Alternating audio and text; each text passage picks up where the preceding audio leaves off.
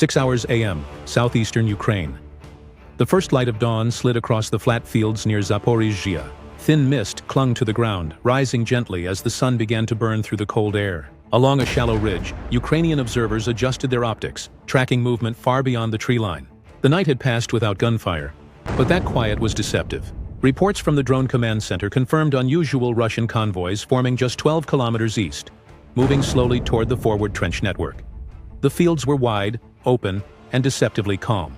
Patches of dry wheat shimmered under the pale morning light, masking hidden layers of anti-tank traps buried during the week.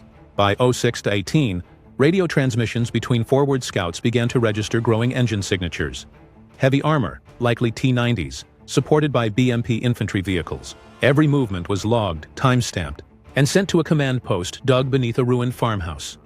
Inside that post, maps covered the walls, marked with bright red arrows converging on one single road.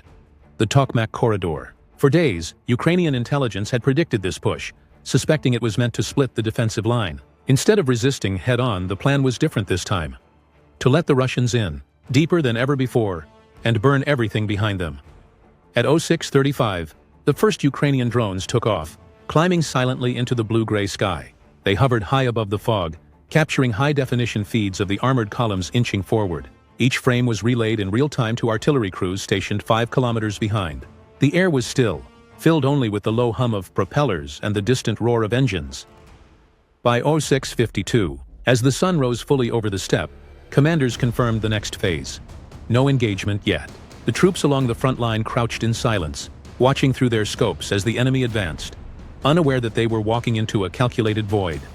The morning light grew harsh, reflecting off steel and dust. Birds fled from the fields. The waiting began to feel endless, but the trap was already alive beneath the surface. The stage was set. The calm before the push was almost over. If you're enjoying this video, subscribe and turn on notifications so you don't miss future updates from the front line. And please like the video. It really helps this channel continue. October 11, 2025, 7:32 a.m., southeastern Ukraine. The mist had lifted, revealing the wide expanse of farmland stretching toward the Russian columns. The sun now stood firm above the horizon, casting long shadows from the rows of armored vehicles creeping west. From a distance, the movement looked disciplined, deliberate, but in truth, it was cautious and uncertain. The Russians believed the front ahead was weak, abandoned overnight after a short artillery exchange. What they couldn't see was that the withdrawal was intentional. Ukrainian units had fallen back under strict orders, leaving behind false traces of retreat. Broken helmets, scattered ammunition boxes, even burned-out trucks positioned to appear as casualties of a rout. Drones circling above documented the scene as Russian infantry moved in, sweeping trenches and photographing their own breakthrough. It was all part of the illusion. By 07:48, engineers hidden along the secondary line began final checks on buried mine clusters. Each was linked through fiber detonators and could be triggered remotely. The ground beneath the golden fields was alive with potential energy, silent but lethal. Commanders monitored the feed from the operations room, counting vehicles as they entered the corridor. The trap depended on patience. Every tank that crossed meant greater destruction when the order came. On the radio, the calm voices of Ukrainian gunners relayed wind direction and distance readings. The air was perfectly still, ideal conditions for accuracy. Farther north, camouflaged howitzers adjusted their barrels, aligning through coordinates marked by drone scouts hovering thousands of meters up. The sun's glare made it difficult for Russian optics to detect anything unusual. The sky was too bright, the fields too quiet. By 08:05, forward observers reported that the leading Russian platoons had advanced 3 kilometers into the open zone. Their flanks were exposed, but they didn't realize it yet. On satellite imagery, the movement appeared like a slow tide. Dozens of armored shapes crawling across a yellow ocean of wheat. The Ukrainian command gave one simple instruction: hold positions, do not fire, let them advance. Minutes turned into an hour. The Russians continued their push, confident they had forced a collapse. What they didn't see were the hidden lines of Ukrainian infantry lying flat under netting and soil, eyes fixed on the advancing shadows. By 08:57, the enemy had fully entered the pre-marked kill zone. Communications officers confirmed the signal was ready. Every artillery crew, drone operator, and anti-tank team now had their target assigned. The bait had worked. October 11, 2025, 9:03 a.m., southeastern Ukraine. The sun was already high, and the morning haze had burned away. Heat waves shimmered above the metal hulls of Russian armor as the convoy advanced further into the open corridor. Dust rose behind them, marking their trail across the dry farmland. Through drone optics, every vehicle was visible. Engine hatches, turret movements, even the glint of rifles resting on open hatches. They had no idea the crosshairs were already painted over them. Inside a concealed bunker 5 kilometers away, the Ukrainian Fire Control Center operated in near silence. A single digital clock counted the seconds. Every artillery unit, every FPV drone operator, and every counter-battery radar was synchronized to that clock. At 0917, the commander gave the first coded message over encrypted frequency. Phase red. Ready positions. Across the fields, Ukrainian soldiers braced behind berms and camouflage netting. The wind picked up slightly, just enough to carry the faint smell of diesel and dry wheat. The timing had to be perfect. Firing too early would expose the plan. Waiting too long might allow the Russians to dig in. At 09:46, the order came. A single self-propelled howitzer fired from the western tree line. The shell tore across the sky and exploded in the middle of the Russian column. Within seconds, the silence shattered. 12 more guns joined in, then 20. The fields erupted under the force of coordinated fire. Explosions lifted soil and machinery into the air, sending shockwaves through the steppe. The Russians tried to spread out, but the mines detonated one after another, blocking escape routes. From above, drones streamed live footage of chaos. Tank turrets spun aimlessly, black smoke spiraled upward, and soldiers scrambled for cover that didn't exist. Ukrainian operators marked secondary targets and redirected artillery. Every few seconds, another explosion lit up the terrain. At 09:58, FPV drones launched from concealed trucks streaked low across the fields, weaving through the smoke. Each carried a shaped charge aimed at fuel tanks and ammunition vehicles. One by one, they dove into targets, igniting secondary blasts that tore through the advancing column. Within minutes, the corridor was an inferno of dust, flame, and flying debris. By 10:12, the entire battlefield glowed with fire visible for kilometers. The Russian formation had ceased to move. Distant observers described it as if the earth itself had exploded under the sun. The air was filled with the roar of engines, the cracking of detonations, and the deep, resonant echo of artillery that rolled like thunder across the plains. Then, as the clock struck 10:28, the bombardment stopped. Only smoke and silence remained. October 11th, 2025, 10 hours and 32 minutes, a.m., southeastern Ukraine. The sun blazed directly overhead now, turning the scorched landscape into a blinding haze of smoke and heat. What had been a wheat field only hours earlier was now an open graveyard of steel. Blackened tank shells burned like furnaces, sending waves of heat across the steppe. The air shimmered, thick with ash and the chemical stench of burning fuel. From the distance, the sound of the battlefield had changed. Less thunder now, more crackling fire devouring everything it touched. The artillery had ceased, but the destruction was far from over. Ukrainian drone pilots, sitting in shaded positions miles away, now guided the second wave of FPV drones through the rising columns of smoke.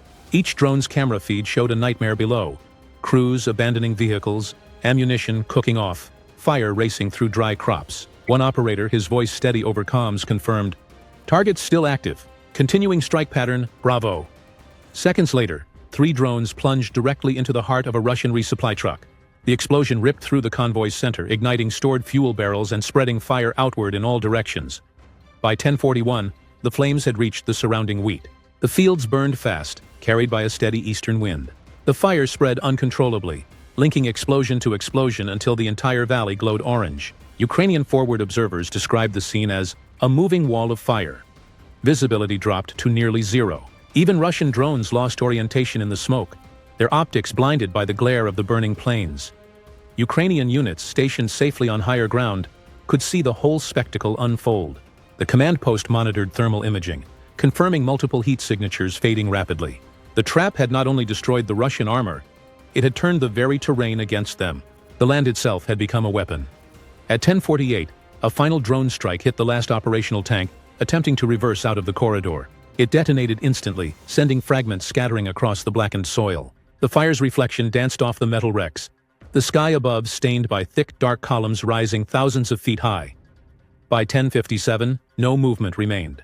The corridor, once a line of attack, was now a furnace. Ukrainian spotters marked coordinates for observation only. There was nothing left to destroy. The fields of Zaporizhzhia, golden at sunrise, were now nothing but ash under the blazing daylight.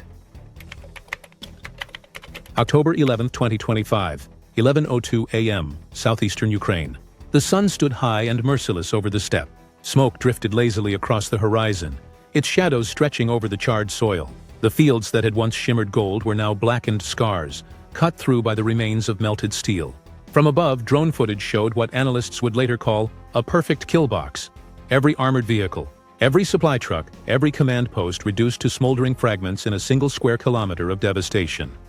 At ground level, the heat was unbearable. Ukrainian infantry units moved cautiously through the wreckage, rifles raised, scanning for survivors or hidden munitions. The earth crackled under their boots. Every few meters, a soft detonation signaled ammunition still cooking off. The radio channels, once crowded with fire control commands, were now silent except for brief status checks. Alpha secure. Bravo clear. No enemy movement. By 11:14, Russian communication frequencies intercepted by Ukrainian signals teams revealed confusion and panic. Voices overlapped, some pleading for extraction, others giving contradictory orders. The once coordinated offensive had dissolved into chaos. Units to the north attempted to regroup, but the burning fields blocked their retreat. Satellite reconnaissance confirmed columns of smoke, visible from as far as Melitopol. At 11:26, Ukrainian artillery adjusted position, no longer firing, now observing. Drones hovered in stationary flight, mapping what remained of the enemy force. Analysts in the command bunker exchanged quiet remarks, acknowledging that the operation had exceeded expectations. What was planned as a defensive trap had evolved into a complete tactical annihilation. On the perimeter, medevac teams approached slowly through the haze. They retrieved wounded Russian soldiers who had crawled from the flames, disoriented and covered in ash. Some were handed over to field hospitals, others left behind, their positions too dangerous to reach. The Ukrainian troops maintained strict silence, their expressions hidden behind soot-stained gear. The victory was undeniable, but the landscape around them felt haunted, stripped of color and life. By 11:45, the fires began to subside. Columns of gray smoke replaced the roaring orange walls. The sun glared down through the haze, revealing a battlefield frozen in time. Blackened soil, twisted machinery, and the faint metallic echo of cooling steel. Birds that had fled hours earlier were beginning to return, circling above the silent aftermath. At 11:58, a final radio message confirmed the phase complete. Operation Ashfield, success. Corridor neutralized. Moments later, the sound of engines signaled the withdrawal of Ukrainian units back to defensive lines. The mission was over. The silence that followed was not peace. It was exhaustion, the stillness that comes only after total destruction. By noon, the battlefield lay motionless under the bright Ukrainian sun. The fields of Zaporizhzhia, once fertile and alive, were now a burned memorial to the cost of strategy and the precision of patience. October 11, 2025, 12 hours and 4 minutes p.m., southeastern Ukraine. The fires had died out. What remained was silence, and the endless stretch of blackened soil where an army had once advanced with confidence. Ukrainian officers stood at the ridge overlooking the valley, their faces expressionless as drones circled above, transmitting the final frames of a battle already concluded. The field beneath them was no longer a front line. It was a monument to calculation and restraint. In Kyiv, analysts received the satellite imagery within minutes. Every smoldering crater, every destroyed vehicle, every plume of residual smoke was catalogued and studied. Military commentators described the engagement as a textbook case of dynamic defense, a tactic built not on brute force, but on anticipation, deception, and timing. Ukraine hadn't met the offensive head-on. It had simply let it burn itself out, under the weight of its own momentum. International observers, watching from afar, noted the shift in strategy. This wasn't the same defensive posture that had defined the early stages of the war. It was sharper, more surgical, and far more psychological. Letting the enemy advance, then turning the battlefield itself into a weapon, marked a new phase in Ukraine's tactical evolution. The cost, however, was visible even in victory. The land was scorched, the crops gone, and the once fertile soil would take years to recover. War had not only consumed men and machines, but had also devoured the very ground beneath them. The smell of burned grain and fuel lingered in the wind long after the smoke cleared. As the clock reached 12:30 p.m., the last drone returned to base. The operation was complete. The fields of Zaporizhzhia had turned to ash, but their silence carried a warning to anyone who might try to cross them again.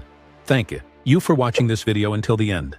If you enjoyed it, leave a like and subscribe to the channel to get more stories like this one, including the next video that's already appearing on your screen right now. If you want to keep watching, just